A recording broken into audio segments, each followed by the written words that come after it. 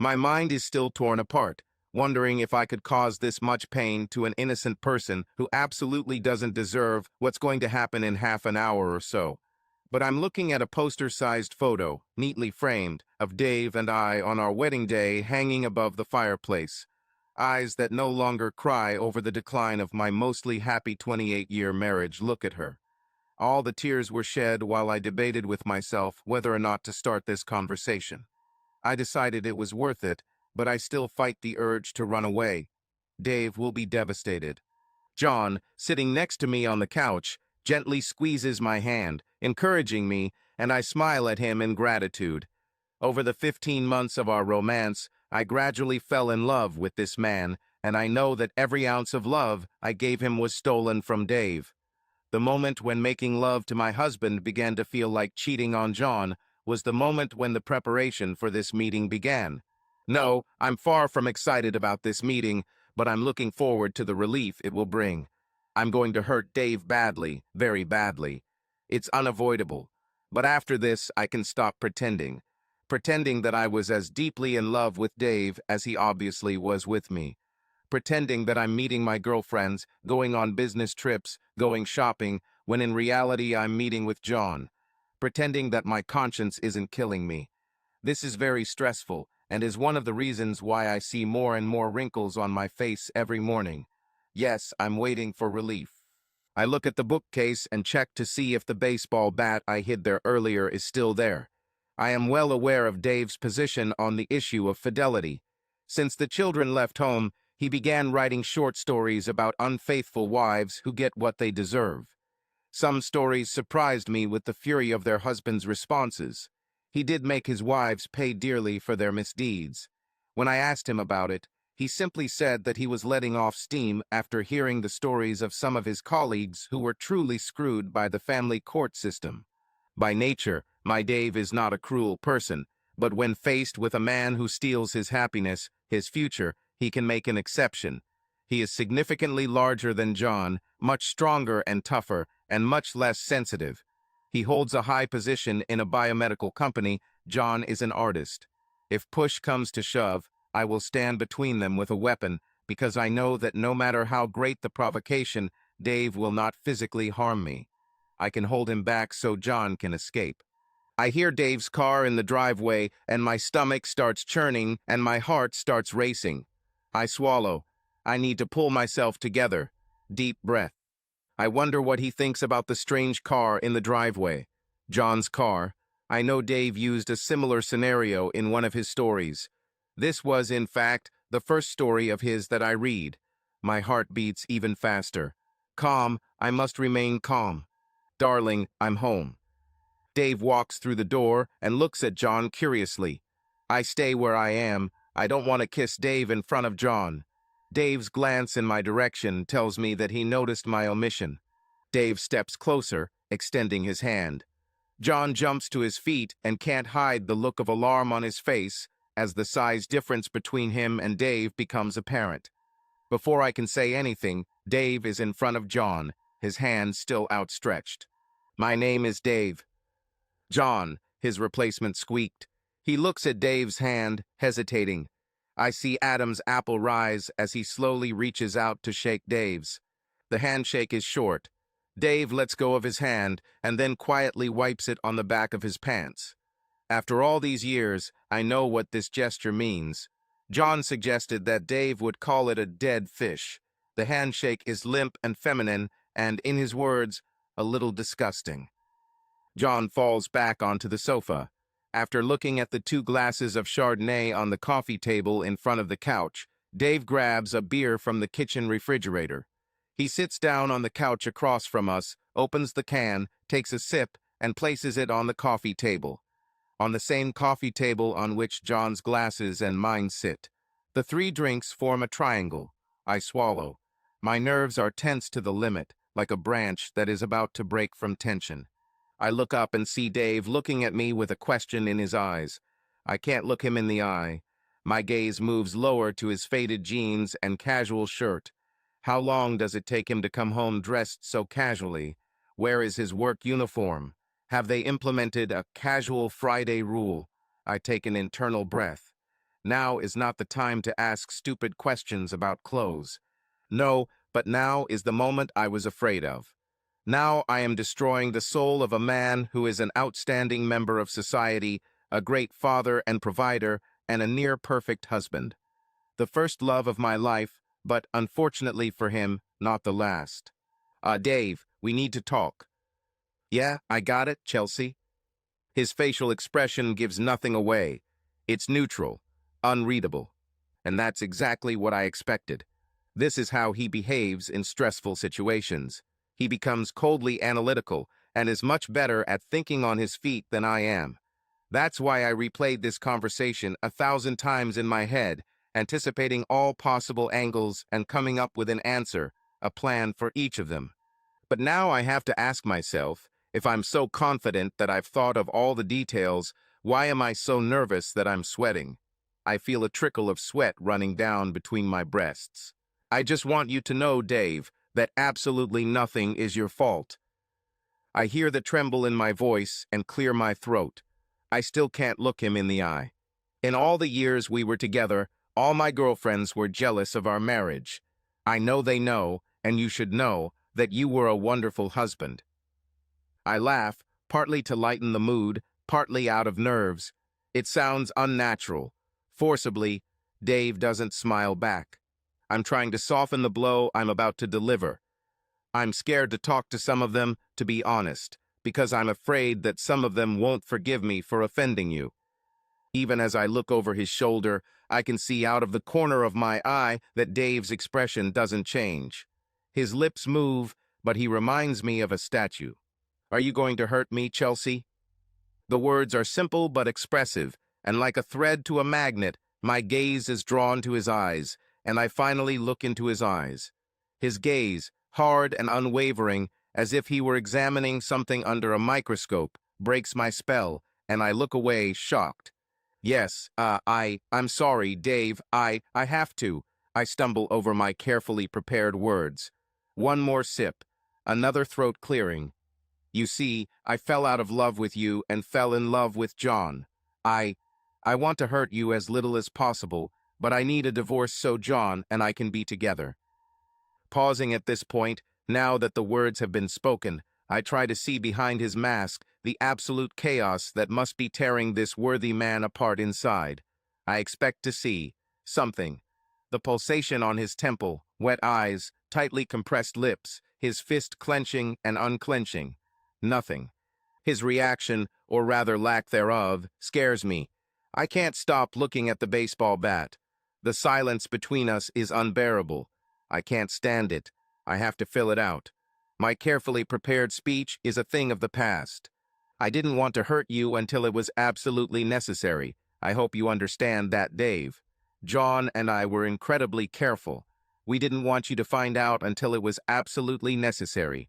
Until now. It meant limiting our time together. My concern for you and your feelings really cut into the time John and I could spend together. Being together? Having sex, you mean? I can't answer. I can't see his eyes. I have no lies left. I used it all up. I can't lie to this man. I can't anymore. I respect him too much, but I still hoped that he wouldn't ask and wouldn't be so direct. The words coming out of his mouth make it all seem so dirty. I know that my answer, or rather lack thereof, is all the confirmation Dave needs. There seems to be nothing more to say and no point in apologizing again. I'm ready to hurt Dave. I know it. He knows it. The atmosphere in the room is terrible and I want to run away. The tension is almost unbearable. My nerves are tense to the limit and my skin prickles unpleasantly. Dave may not be screaming in pain on the outside, but I know him well enough to know it's happening on the inside. I fall silent, anxiously waiting to see which of my imagined reactions will come from him. Why is my stomach churning? Why am I so worried? I know that no matter how he reacts, it will be terrible. Any or all of them. 50 Shades of Horror. Something I have to go through to start my life with John. For what seemed like a long time, Dave just stared at me until he finally said, "Okay, Chelsea." My answer was automatic and went out before I had a chance to edit it. "Okay, what, Dave?" You want a divorce so you can marry this guy. You'll get it. The tone is patient.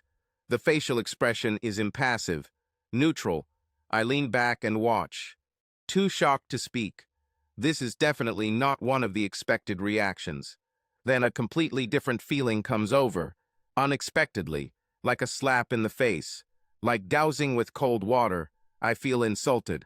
No questions asked, no charges, no raised voice, no red face, and of course, no tears.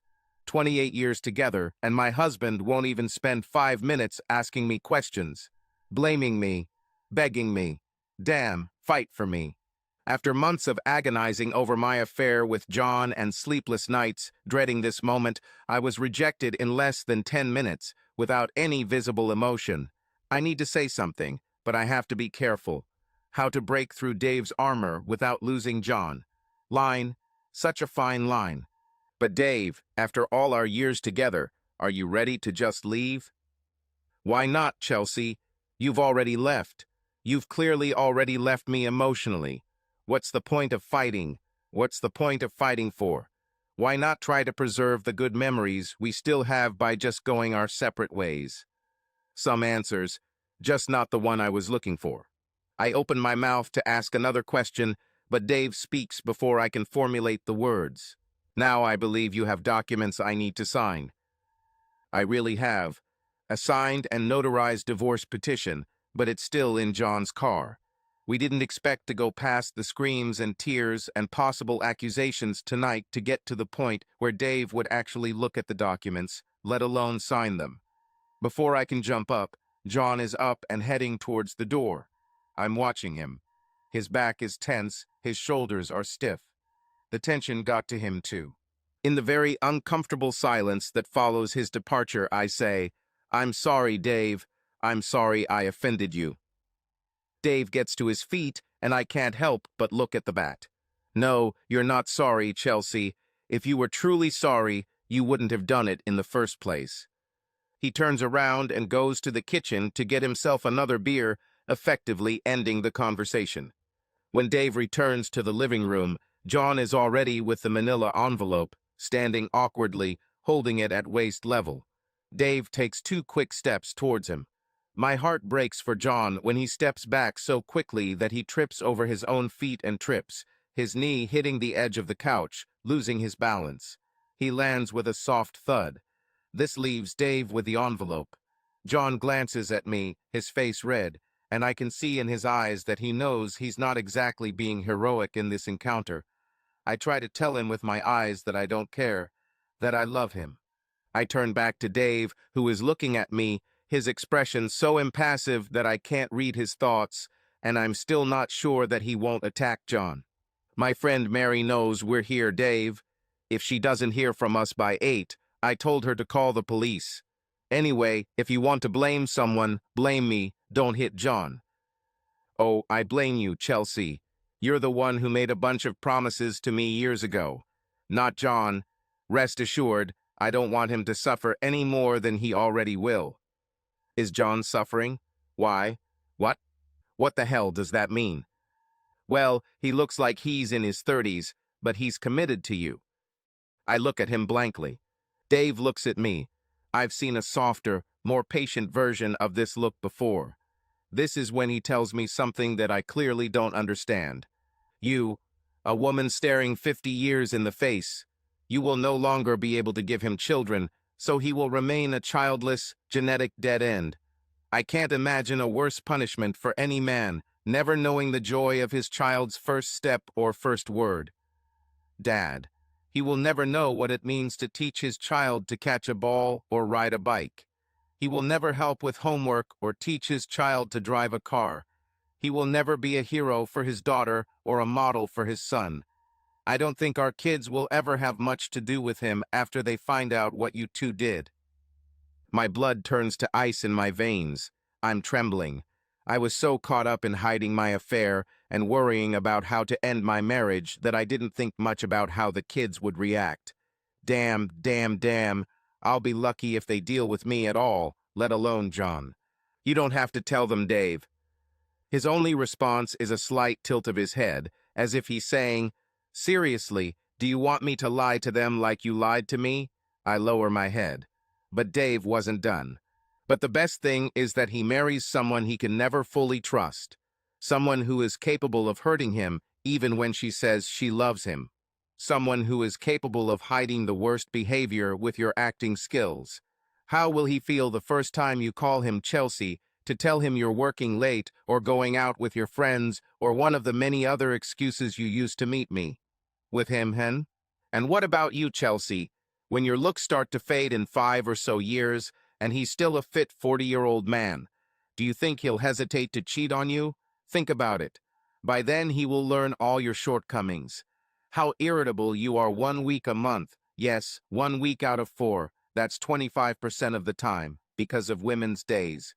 He will learn how much you snore when you fall asleep deeply. By then, he will be tired of it. That you have to say, no, honey, when you ask him if he thinks your ass looks fat in your jeans.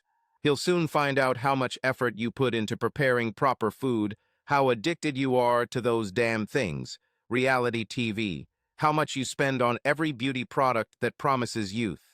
How, oh shit, he's about to find out all this and more. Insulted, I jump to my feet, words of indignation on my tongue. I'm not the only one who snores. At least I can match the colors. Dave. I open my mouth to list Dave's shortcomings, but John's sigh stops me mid-sentence. I quickly look at him. It's obvious from his facial expression that some of Dave's words are getting through to him. I need to get him out of here.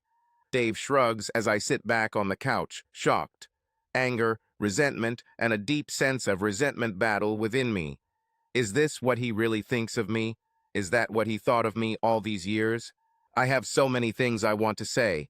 After months of carefully hiding my affair to protect Dave, I now have an overwhelming desire to hurt him, to make him pay for something he doesn't care about, for rejecting me so easily. But the words don't come. They let me down as I watch Dave take a sip of his beer before tearing open the envelope. I look at my hands, avoiding John, and hoping he's not looking at me either. Half the price of the house, right? Dave mutters, looking at me. I don't think so, Chelsea. This was my home before I met you. It might be possible to get half the savings, but it might not be as much as you think. Half the difference in our retirement accounts as of the date we separated. Yes, perhaps, but you won't get anything until I retire in 17 years. He falls blessedly silent as he reads the rest of the documents. I hope John's love for me can overcome the fact that we won't have the financial stability we thought we'd have, which I promised him. John is living proof of the old joke. What's the difference between an artist and pizza? Pizza can feed a family. The silence continues. She's unbearable. Finally, Dave looks up. Everything is pretty reasonable except the house, but I'm sure your lawyer will charge you thousands trying to argue this. Now, where do we go from here? Well, I guess you need to hire a lawyer and we. No, I mean, what are we going to do tonight, right now? Well, I guess I'll go get a few things. No, that's not true. I want you to leave right now. If you come in 2 days, I won't be. No, that won't work. I'll have changed the locks by then. You know, how about I brought your things to John's next week? If I miss something, you can write to me. I'll tell you right away. You can take all the photos from the walls, except those with children. We will share them. I don't want any reminders about it. You. The only exception is the photo of us from that cruise last year. You can't take it. I wonder what's so special about this photo that it's the only one of the two of us that Dave wants to keep. It was taken about 3 months after I began my affair with John, when Dave unexpectedly offered me a cruise to the Caribbean. I wasn't in love with John then and was still enjoying sleeping with my husband, which is why the photo shows a smiling woman. I have no idea why he wants to keep this particular photo. It's in a massive, ugly frame that Dave picked out, and it's so unremarkable that it hangs on the wall in the hallway just outside the front door. As I contemplate this, Dave turns directly to John and addresses him for the first time. You still live at 42 Belmont? No, sorry, I forgot. You moved a few months ago, didn't you? Now to 58 Greville, right? If I hadn't been sitting, I would have fallen. He knew. Dave knew. Moreover, he knew for at least 4 months. When? How? We were so careful. Like in a montage film, the past year flies before my eyes. Vignettes of dinners, sex, gifts, evenings for two, birthdays, our anniversaries. Morning, nights, days, time with our children. Nowhere. I can't see a change in Dave in any frame. I look at Dave as if I'm seeing him for the first time. This is the man I've spent my entire adult life with. The man who held my hand and supported me when I gave birth to our children. The man I nursed during the flu. The real flu when you can't lift your head off the pillow. Who looked after me during morning sickness. A man I should know as well as the back of my hand. The person I should be in harmony with. Notice any changes in it. None. There weren't any. I'm sure about it. I look at him in amazement. Stranger. My husband of 28 years has become a stranger to me. I thought I was so smart, so careful, doesn't give anything away, a real actress, worthy of an Oscar for her role. But Dave is better. Much better. He is Anthony Hopkins, and I am Deborah Messing. He knew and hid his knowledge from me. How could he? How could he hide it so well? If he really loved me, he wouldn't be able to do this. This thought makes me feel hot. It climbs up my neck and stains my cheeks. I don't want to consider her logic. If I really loved him, would I be able to hide it so well? But obviously, I didn't hide it that well. Dave knew. I've known for months. For months, I was afraid. I edited every word. She consciously tracked every facial expression. My nerves were tense to the limit. I was exhausted from everything it took to hide my infidelity and protect Dave from pain. To keep track of your lies. Without sleep. Nervous wreck. It's all in vain. Did he love me at all? Someday? How long had he been pretending? Month? 4? 15? 28 years? All those things he said to John. All those terrible things. What does he really think about me? I look at him and want to hit him. Rip out his tongue. And cry. I want to cry. He's dry. I hold back my tears. Nervous from rage and rejection. I reach for the glass of Chardonnay, wanting to quench the flames and wash away the bitterness from my mouth. It tastes sour. Dave takes the glass of wine from my hand. In his other hand, he holds John's unfinished glass. He turns and walks towards our kitchen. No, not ours.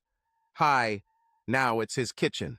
Over his shoulder, casually, as if talking to a neighbor about the weather, he says, "Come on, Chelsea. John's already in the car." They let me go. I turn my head. John actually left the room. He didn't even wait for us to go out together. 4 years later. I turn to the last page of the magazine, close it, and realize that I don't remember a single article or advertisement. Perhaps it's no big deal. The articles are probably outdated. I turn to the cover and check the dates. There is no satisfaction in being right the magazine is 3 years old. Can't the practice of such a large and popular doctor afford to buy current journals? I think returning it to its place and choosing another one. And why are they always so late for their appointments? I begin the next round of scrolling, waiting for my name to be called. I look around even as I turn the page. Boring, polite green. He must be calming. Boring pictures of flowers and fields. The upholstery on the chairs along the walls is the same green color. And of course, the usual assortment of diseases. The patients range from completely normal and healthy to those who clearly haven't slept in a month and definitely shouldn't leave their beds. Mrs. Smith. I hear the name but don't react immediately, until they repeat it, and then I wince, feeling stupid. Even after 4 years, I still haven't gotten used to being called Mrs. Smith instead of Mrs. Brown. I get up, throw my bag over my shoulder, and head down the hall to my doctor's office. "Hello, Mrs. Smith. What can I do for you today?" "I came to have my implant replaced. It's been 5 years." "Oh, of course. Stupid of me. It's written in your notes. So you still need to be careful not to get pregnant. You should talk to your husband about taking some of the responsibility and doing the appropriate procedure." He smiles. I answer with a smile. "Maybe next time." I keep my face friendly and neutral, but inside I feel satisfied. My arguments with John to agree to this procedure have been going on for several months. Why should I continue to chemically poison my body when he can just undergo a simple procedure? This is not even an operation that requires hospitalization. This doctor could do it, unlike the non-chemical option for me. I have pointed this out to John more than once. During our last argument on this topic, I remembered that he said that he had mumps as a child. I asked him to get tested, thinking that I could win our argument and stop taking hormonal pills if the test showed low chances for John. The stubborn bastard refused to take the test. But I am also stubborn, so although I was still digesting his cruel words, I secretly collected his sample and sent it for analysis. Oh yes, I did everything right. Irony, of course. It turns out that John doesn't just have a low chance of becoming a father, he cannot have children at all. At first, caught up in victory, I was going to show him the results, but then common sense prevailed. I wanted to return to a happy husband, not a wrestling partner.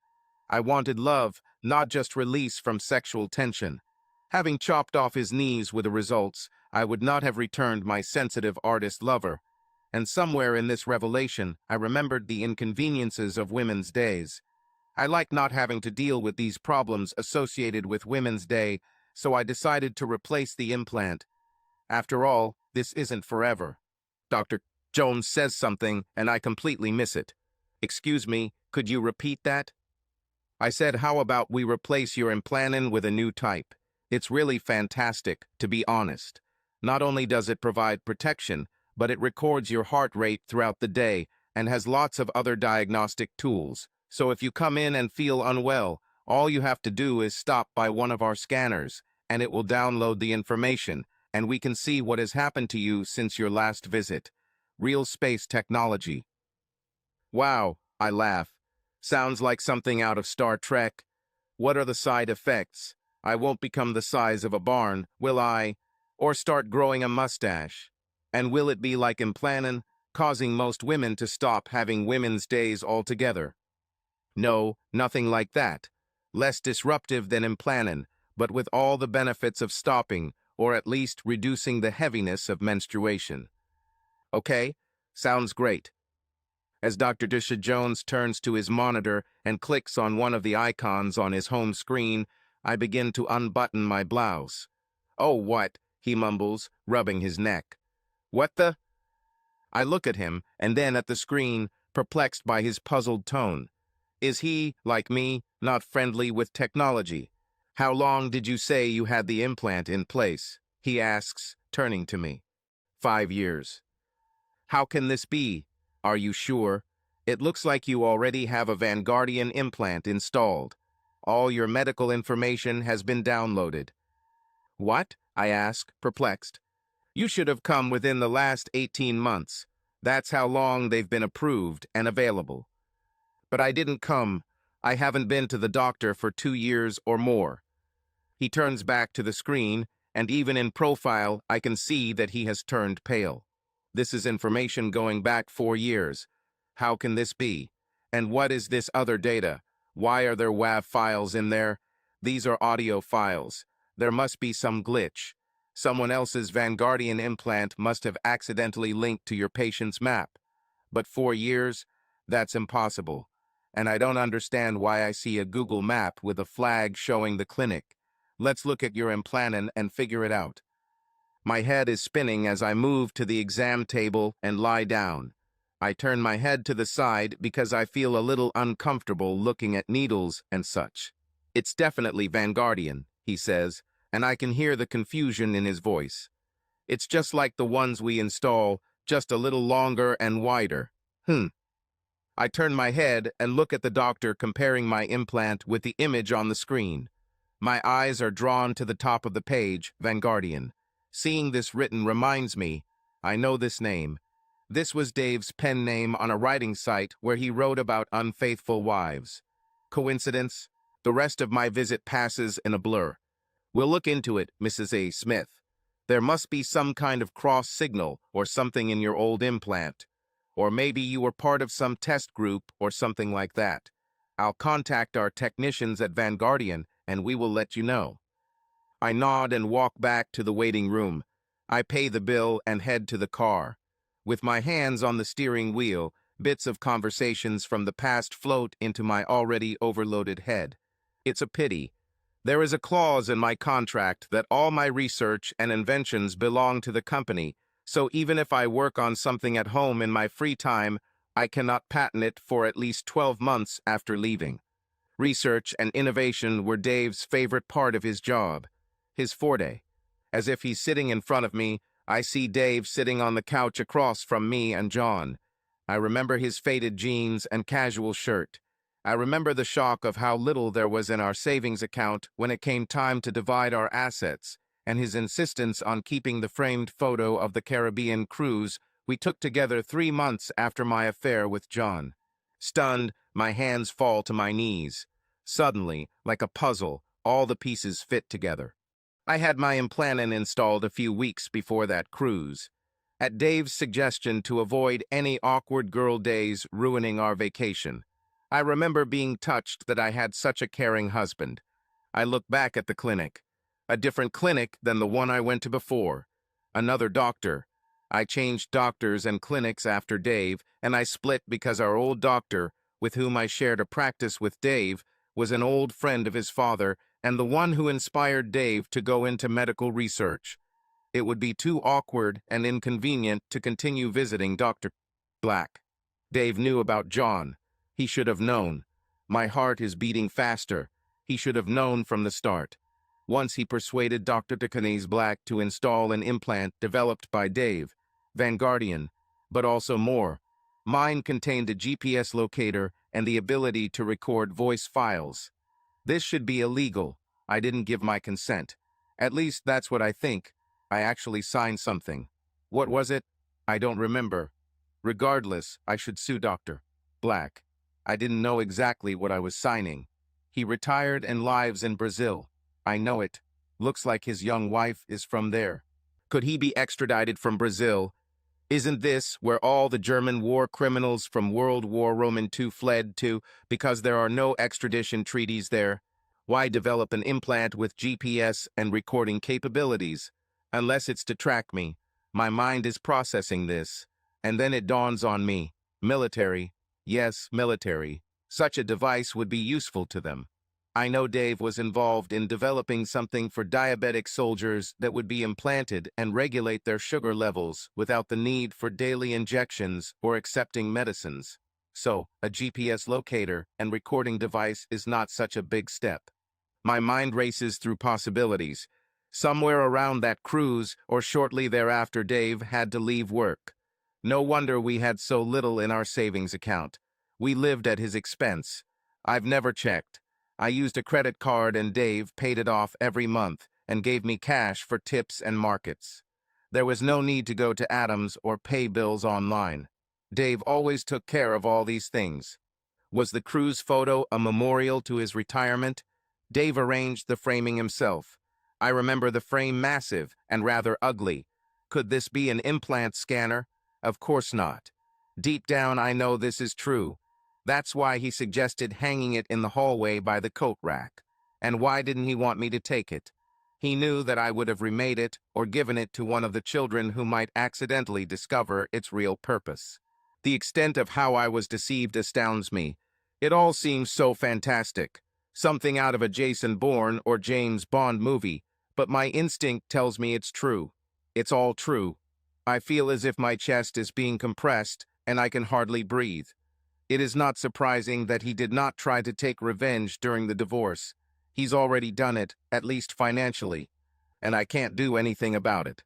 Dr. Black is probably out of reach. And knowing Dave, he somehow ensured that I signed the agreement. Plus, it's been almost 4 years since Dave and I finalized our divorce. Sure, I'll get a portion of his retirement funds, but I figure he's funneling the millions he makes with Vanguardian through corporations, and I won't see a penny. I touch my arm where the new implant is installed. I can't even tell John. Things are already shaky at home, and if I admit how well my ex-husband deceived me, things will only get worse.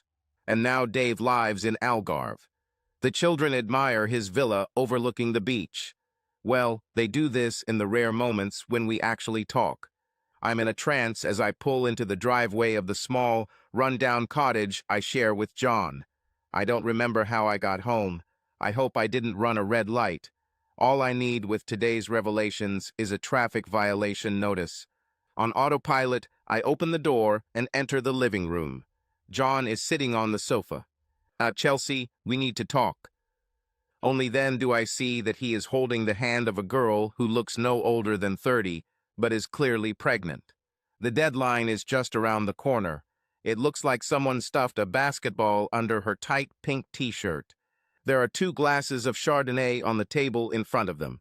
Subscribe to our channel so that your love doesn't cheat on you, and go ahead and listen to the next story, because this story is nothing compared to the next one. If you're under 18, don't even think, click to the next one. Click to the next one. Click to